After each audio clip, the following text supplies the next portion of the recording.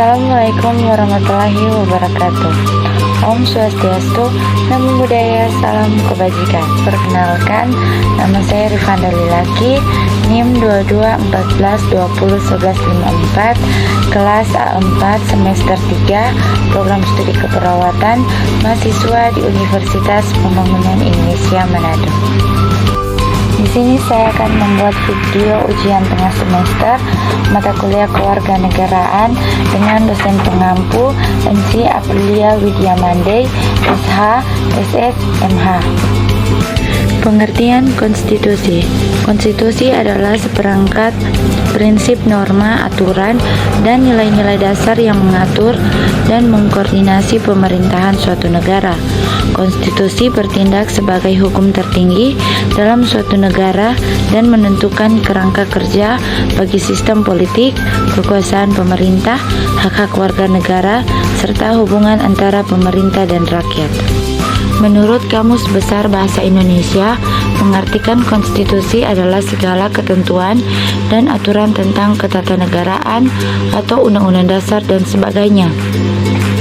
Dalam konteks organisasi atau negara, Mahkamah Konstitusi dalam Pusat Pendidikan Pancasila dan Konstitusi menerangkan bahwa pengertian konstitusi terikat dalam pembentukan atau kelahiran suatu organisasi.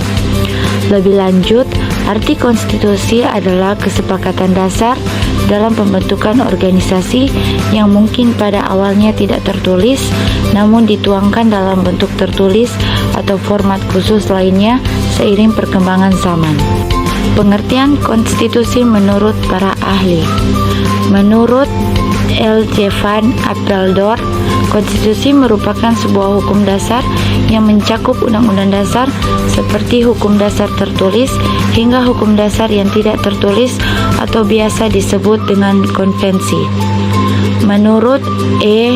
C. S. Wade, konstitusi adalah sebuah naskah yang mampu memaparkan rangka hingga tugas pokok dari suatu badan pemerintahan negara, sekaligus menentukan juga berbagai pokok dalam panduan kerja badan tersebut. Sejarah konstitusi.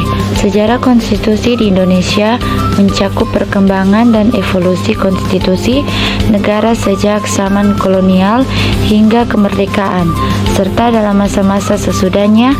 Berikut adalah ringkasan sejarah konstitusi di Indonesia. Zaman kolonial. Pada masa kolonial, Indonesia diperintah oleh Belanda melalui Hindia Belanda. Tidak ada konstitusi formal yang mengatur wilayah ini dan pemerintah kolonial Belanda berkuasa secara absolut. Namun pada tahun 1922, Belanda memberikan undang-undang tata negara yang memberikan sedikit otonomi kepada Hindia Belanda. Sumpah Pemuda 1928. Pada tanggal 28 Oktober 1928, pemuda-pemuda Indonesia mengungkapkan Sumpah Pemuda yang menyerukan persatuan, bahasa, dan budaya nasional. Ini menjadi landasan semangat nasionalisme yang menjadi dasar bagi perjuangan kemerdekaan Indonesia. Proklamasi Kemerdekaan 1945. Pada tanggal 17 Agustus 1945, Soekarno dan Muhammad Hatta memproklamasikan kemerdekaan Indonesia. Proklamasi ini menjadi dasar pembentukan negara Republik Indonesia yang merdeka. Meskipun belum ada konstitusi tertulis, proklamasi tersebut berisi prinsip-prinsip dasar negara. Undang-Undang Dasar 1945. Pada tahun 1945 dibentuk Badan Penyelidik Usaha-Usaha Persiapan Kemerdekaan Indonesia atau BPUPKI yang bertugas menyusun dasar negara. Hasilnya adalah Undang-Undang Dasar 1945 yang ditetapkan pada tanggal 18 Agustus 1945. Undang-Undang Dasar 1945 merupakan konstitusi pertama Indonesia yang mengatur prinsip-prinsip dasar negara. Konstitusi RIS 1949. Pada tahun 1949, Indonesia mengalami perubahan menjadi Republik Indonesia Serikat atau RIS dengan konstitusi baru. Namun, RIS hanya berlangsung sebentar karena pada tahun 1950 Republik Republik Indonesia menetapkan Undang-Undang Dasar 1945 kembali sebagai konstitusi negara.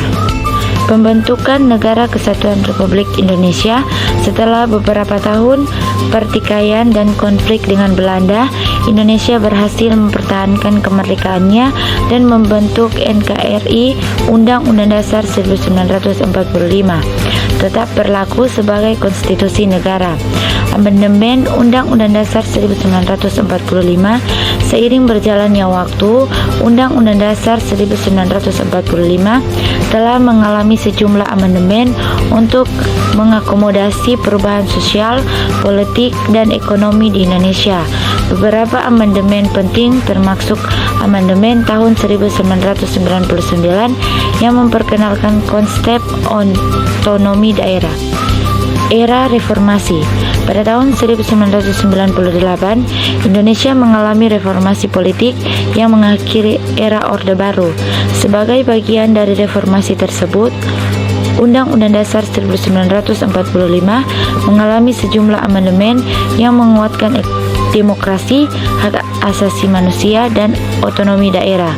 Amandemen 4 Undang-Undang Dasar 1945.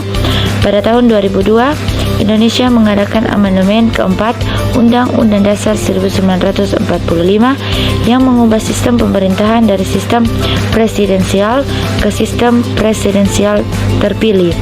Amandemen ini juga mengatur pembagian kekuasaan yang lebih tegas antara pemerintah pusat dan daerah. Konstitusi saat ini. Konstitusi Indonesia yang berlaku saat ini adalah UUD 1945 yang telah mengalami beberapa amandemen. Ini adalah konstitusi yang mengatur prinsip-prinsip dasar negara, sistem pemerintahan, hak-hak warga negara, serta tugas dan tanggung jawab lembaga-lembaga negara. Sejarah konstitusi di Indonesia mencerminkan perjalanan panjang menuju pembentukan dan penetapan negara Republik Indonesia yang berjuang untuk memerdekakan stabilitas dan demokrasi. Konstitusi ini tetap menjadi landasan hukum bagi negara Indonesia hingga saat ini. Fungsi konstitusi. 1. Mengatur kekuasaan pemerintahan. 2. Mengatur hubungan pemerintahan dan rakyat. 3. Menentukan batasan-batasan kekuasaan. 4. Mengatur proses perubahan. 5. Mengatur hukum. 6. Mengatur otonomi daerah. 7. Memberikan pedoman moral. 8. Mengatur hubungan internasional. Jenis konstitusi. Secara umum, konstitusi memiliki dua jenis berdasarkan bentuknya. Kedua jenis konstitusi tersebut merupakan jenis konstitusi yang tertulis dan jenis konstitusi yang tidak tertulis. Konstitusi tertulis merupakan sekumpulan aturan pokok dasar negara, bangunan negara, dan tata negara yang mengatur peri kehidupan satu bangsa di dalam persekutuan hukum negara. Sedangkan konstitusi yang tidak tertulis dapat juga disebut sebagai konvensi. Konvensi sendiri memiliki pengertian sebagai kebiasaan sistem tata negara yang sering ada dalam sebuah negara. Tujuan konstitusi. 1. Konstitusi bertujuan untuk memberikan pembatasan sekaligus pengawasan terhadap kekuasaan politik. 2. Konstitusi bertujuan untuk melepaskan kontrol kekuasaan dari penguasaan sendiri. 3. Konstitusi bertujuan memberikan batasan-batasan ketetapan bagi para penguasa dalam menjalankan kekuasaannya. Nilai-nilai konstitusi. 1. Nilai normatif adalah sebuah konstitusi yang resmi diterima oleh suatu negara. 2. Nilai nominal adalah sebuah konstitusi yang menurut hukum tetap berlaku. 3. Nilai semantik adalah sebuah konstitusi yang hanya dapat berlaku bagi kepentingan penguasa saja.